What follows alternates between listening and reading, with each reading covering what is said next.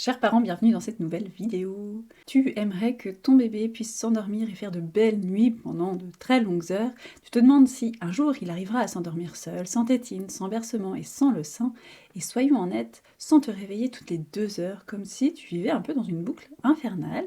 Tu te poses peut-être aussi cette question. Est-ce que je vais devoir le laisser pleurer tout seul dans son lit pour qu'il apprenne à dormir en autonomie et qu'il puisse dormir toute la nuit. Et toi, t'as pas forcément envie de ça, tu veux respecter ton bébé, tu veux l'accompagner et tu n'as pas envie qu'il se sente abandonné. Mais en même temps, t'es épuisé et tu sens bien qu'il y a quelque chose qui tourne pas forcément rond dans son sommeil. Et du coup, avec cette vidéo, je vais essayer de t'apporter du concret pour enfin sortir de tout ça. Je vais t'expliquer ce qu'est vraiment l'autonomie de sommeil, pas celle que on peut caricaturer, pas celle qui est montrée du doigt comme quelque chose d'horrible, mais la vraie, celle qui aide ton bébé à dormir sereinement, en sécurité, et qui te permet à toi de retrouver enfin des nuits à peu près normales. On va voir ensemble ce que ça veut dire concrètement être autonome dans son sommeil, qu'est-ce que ça peut changer dans la vie d'un bébé et dans la tienne, ce que les études scientifiques disent à ce sujet. Et je te spoil un petit peu, il y a des vraies preuves que ça fonctionne.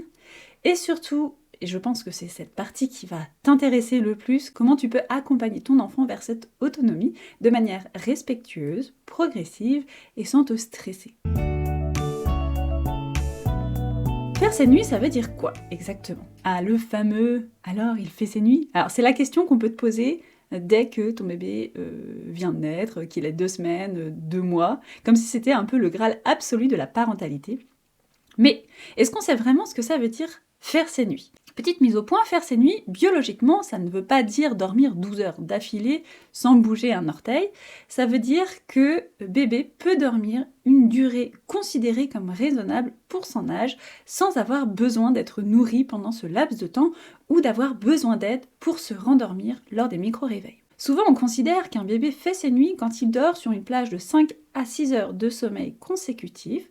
Oui, 5-6 heures, pas 12 heures, et ces 5 à 6 heures, c'est entre 23 heures et 8 heures du matin. Environ 70% des bébés font des nuits de 5 heures ou plus à 3 mois, 85% le font à 6 mois et 90% à 10 mois. Et encore même dans ces 5 ou 6 heures, il y a des micro-réveils. Les micro-réveils, c'est normal, c'est sain, c'est protecteur. En fait, le cerveau, il vérifie que tout va bien. La différence, c'est qu'un bébé qui a acquis un certain niveau d'autonomie de sommeil va se rendormir tout seul pendant ces micro-réveils. Alors qu'un autre bébé qui a besoin du sein, de la tétine ou du bercement pour se rendormir va réclamer ses parents. Et donc les réveiller également. Et il y a des bébés qui font leur nuit très tôt, et il y a d'autres qui vont faire leur nuit plus tard. Il y en a qui commencent à faire leur nuit, et d'autres qui arrêtent, les fameuses régressions. Et puis, il y a d'autres qui ont besoin d'être accompagnés pour pouvoir arriver à prolonger leur nuit. Faire ces nuits, c'est pas une course, c'est simplement un objectif réaliste et atteignable, à condition de comprendre comment le sommeil fonctionne, et comment accompagner bébé avec justesse vers cette fameuse autonomie. En vrai, c'est quoi exactement l'autonomie de sommeil? Qu'est-ce que ça veut dire? Qu'est-ce qui se cache derrière ce terme? L'autonomie de sommeil, c'est pas un concept flou, c'est vraiment quelque chose de concret, c'est la capacité qu'a un bébé à s'endormir seul, sans aide extérieure. C'est ce que les anglo-saxons appellent le self-settling, donc littéralement la capacité à s'installer dans le sommeil par lui-même. Et ça, c'est fondamental pour pouvoir faire des bonnes nuits. En français, on peut entendre le terme auto-apaisement, qui vient aussi de l'anglais self-soothing, même si le terme n'est pas forcément hyper adapté, parce qu'au final, il signifie qu'il y a besoin de s'apaiser, d'apaiser le corps et l'esprit. Et bon, en même temps, c'est ce qu'on a besoin pour s'endormir. Après, c'est juste de la sémantique. Je pense que tu as compris un peu l'idée derrière le terme auto-apaisement, dont je parle dans cette vidéo, donc le fait de réussir à s'endormir en autonomie. Je parle pas ici de s'auto-réguler émotionnellement, c'est complètement différent, ça c'est une compétence qui se développe beaucoup plus tard et qui atteint sa maturité à l'âge adulte, autour de la trentaine, un petit peu avant la trentaine, avec le développement du cortex préfrontal. Un bébé, lui, ne peut pas s'autoréguler, gérer ses émotions tout seul. Il a besoin d'un adulte pour ça, qui va lui assurer une co-régulation émotionnelle, et donc dans un cadre, une présence sécurisante, un environnement prévisible. Par contre, ce qu'un bébé peut apprendre, dès qu'il est prêt, neurodéveloppemental parlant, putain c'est dur à dire, en général autour de 3-4 mois, c'est à s'endormir sans avoir besoin d'une association systématique. Tété, bercement, tétine, bras, mouvement, bruit, pas besoin d'une intervention extérieure. C'est là qu'intervient le self-settling. On ne parle pas de laisser bébé pleurer pour qu'il s'habitue, mais simplement de lui permettre progressivement, dans un cadre sécure, d'activer ses propres mécanismes d'endormissement. Et c'est une compétence naturelle, mais comme toutes les compétences, elle peut être freinée par d'autres choses, par certains automatismes, par certaines habitudes qu'on peut avoir mis en place sans forcément s'en rendre compte. C'est ce que je peux définir comme un cadre de sommeil. Parfois, tu choisis ce cadre consciemment, donc tu décides que bébé dormira dans son lit, dans votre chambre, avec une tétine, mais très souvent, ce cadre, il peut se construire sans vraiment que tu t'es soit rendu compte de ce qui s'est mis en place. Tu penses répondre aux besoins de ton bébé, tu t'adaptes, tu improvises, c'est normal d'ailleurs, c'est ça être parent, mais parfois, le cadre, il évolue tout seul, et un peu malgré toi. Un bébé qui s'endormait seul peut commencer à avoir besoin des bras, puis des bercements sur un ballon, puis des seins à chaque coucher, par exemple, ou c'est quelque chose qui a toujours été proposé. Et là, l'endormissement, en fait, il est associé à cet environnement. Et il y a beaucoup de parents qui finissent par, au final, subir un cadre qu'ils n'ont pas vraiment choisi. Par exemple, après une maladie, un déménagement, une régression de sommeil, des ajustements temporaires peuvent devenir permanents ou des habitudes qui ont été mises en place dès la naissance et qui continuent à perdurer dans le temps. Et en final, c'est pas grave en soi. Si ça fonctionne et que ça convient à tout le monde, il n'y a pas de problème. Mais après, si ça devient difficile pour toi, si tu sens que ton bébé a du mal à s'endormir sereinement ou que toi tu es à bout, alors c'est peut-être le moment de repenser le cadre. Et tu sais quoi, c'est pas une trahison, c'est pas quelque chose sur lequel tu dois culpabiliser. Tu as le droit également de vouloir changer quelque chose qui ne te correspond pas. C'est pas mettre de la distance affective, c'est pas un manque de bienveillance, c'est simplement quelque chose qui te permet de te retrouver.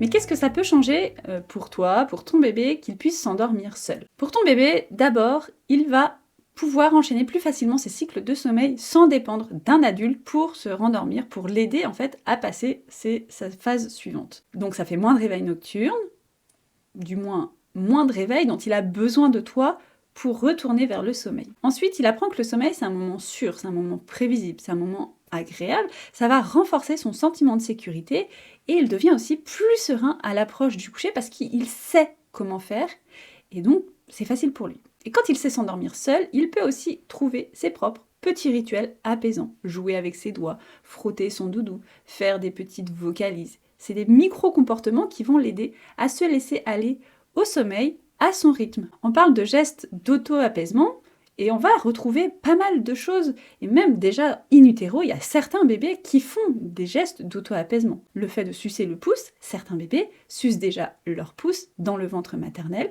et continuent à sucer leur pouce et vont sucer leur pouce pour pouvoir aller vers le sommeil. C'est quelque chose qui les apaise. On va aussi pouvoir retrouver les rythmies de sommeil.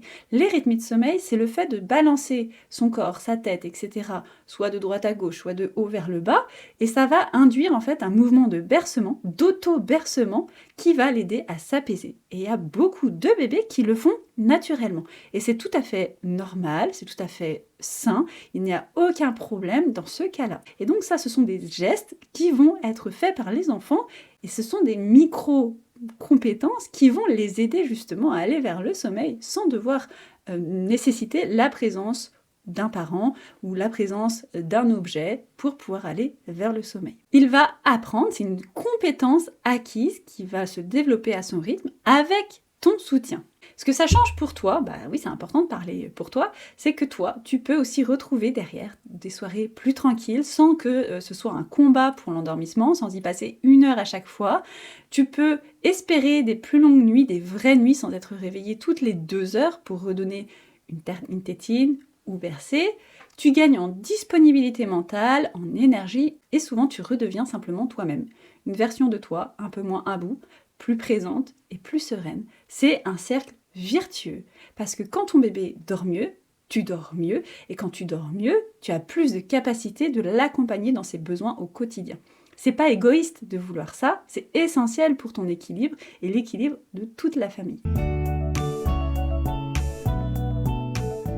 Qu'est-ce que dit la science sur l'autonomie de sommeil? On va se pencher sur les différentes études qu'il y a pu y avoir sur l'endormissement autonome. Est-ce qu'un bébé peut vraiment apprendre à s'endormir seul sans qu'on le laisse pleurer pendant des heures? Est-ce que c'est bon pour lui? Est-ce que c'est risqué? Est-ce que c'est validé par la science? On va voir ce qu'en disent les études, les méta-analyses. Les bébés sont capables de s'endormir seuls dès le plus jeune âge. Il y a plusieurs études qui ont observé que dès 3-4 mois, certains bébés commencent à développer la capacité de s'endormir seuls sans intervention extérieure. On parle ici de la fameuse compétence de self-settling, donc je le redis, c'est la capacité à se laisser aller au sommeil sans avoir besoin d'un objet ou d'une action extérieure, comme la tétine, le sein, les bras.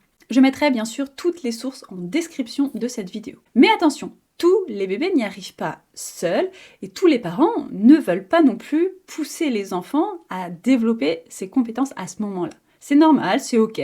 L'important, c'est de comprendre que cette compétence, elle existe et qu'on peut la soutenir en douceur sans brusquer les choses. Les interventions comportementales efficaces. Il y a de nombreuses études qui ont démontré l'efficacité des méthodes comportementales pour améliorer le sommeil de bébé. Par exemple, il y a des recherches qui ont montré que les enfants qui apprennent à s'endormir seuls ont un sommeil de meilleure qualité à long terme. Il y a une méta-analyse qui a été réalisée par l'American Academy of Sleep Medicine et qui a examiné 52 études sur les troubles du sommeil chez les jeunes enfants et a conclu que les méthodes comportementales, donc comme l'extinction graduée ou l'éducation parentale, permettent de réduire efficacement les difficultés d'endormissement et les réveils nocturnes, et ce, sans effet négatif sur l'enfant, sur la famille.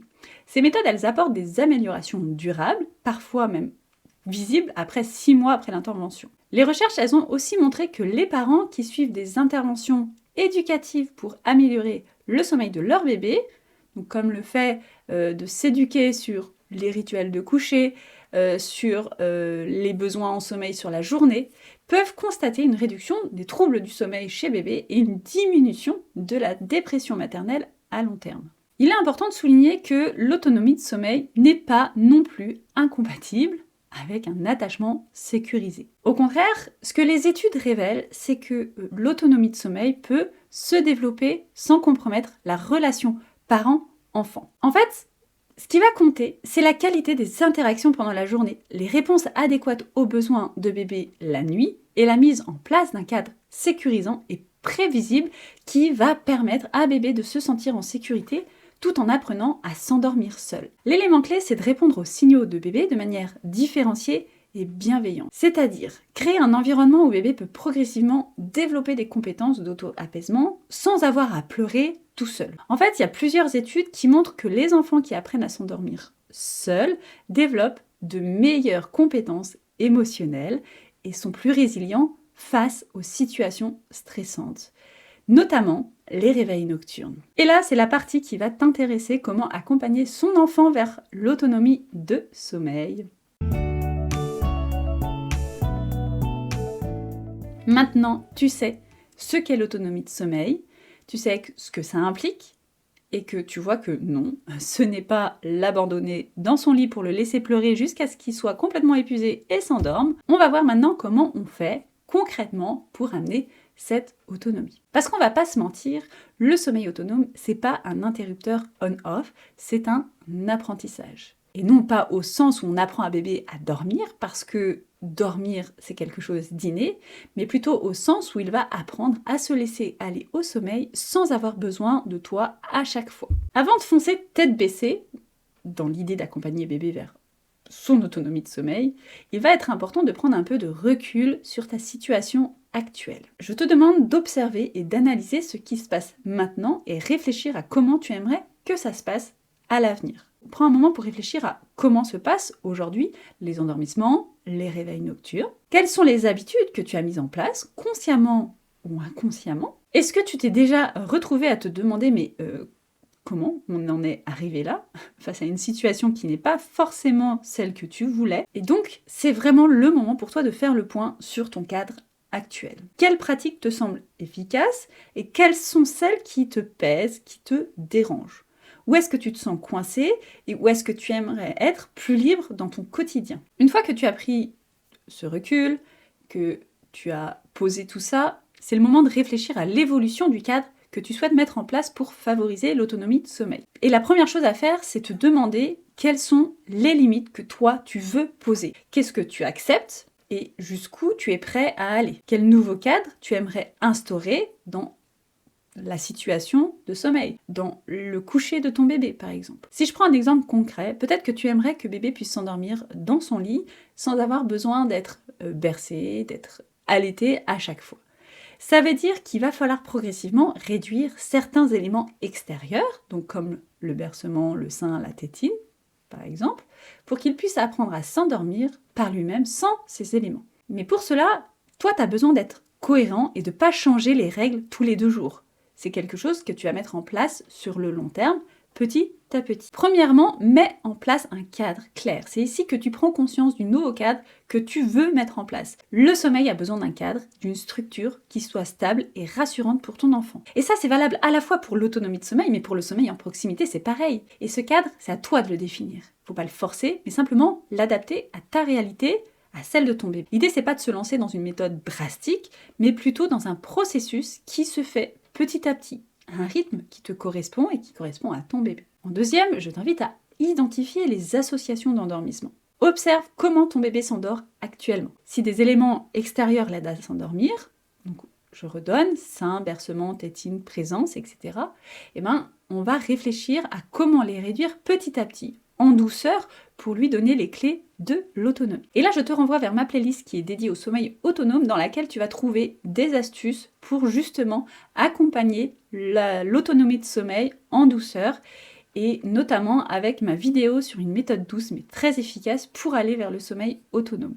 Le troisième point, c'est de créer des repères. Les repères, c'est essentiel pour bébé. Ça va permettre à bébé de se sentir en sécurité et de toi savoir où tu vas. Donc, de mettre un rituel en place pour le dodo avant de penser à mettre en place l'autonomie de sommeil. C'est 2 choses qui vont ensemble, mais le rituel du dodo, il est indispensable pour de nombreux bébés, que ce soit en sommeil en proximité, que ce soit en sommeil autonome, peu importe. Il est vraiment là pour pouvoir aider à faire une transition entre l'éveil et le sommeil. Et ça, c'est quelque chose qui est très rassurant pour les enfants parce qu'en fait, ils se mettent en mode un peu pilote automatique. Ils n'ont pas à réfléchir à ce qui va se passer par la suite. Ils savent que là, il y a le rituel qui va se passer dans cet ordre-là et qu'ensuite, ils vont aller dormir. C'est quelque chose de très rassurant.